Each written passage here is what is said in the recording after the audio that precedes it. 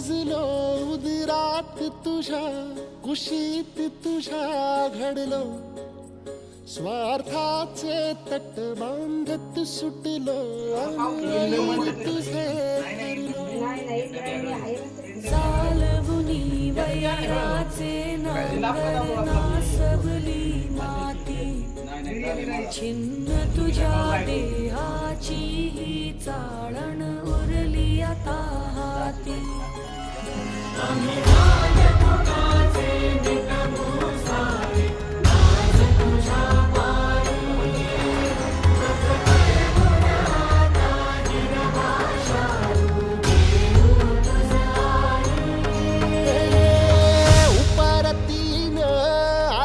जान जागर जा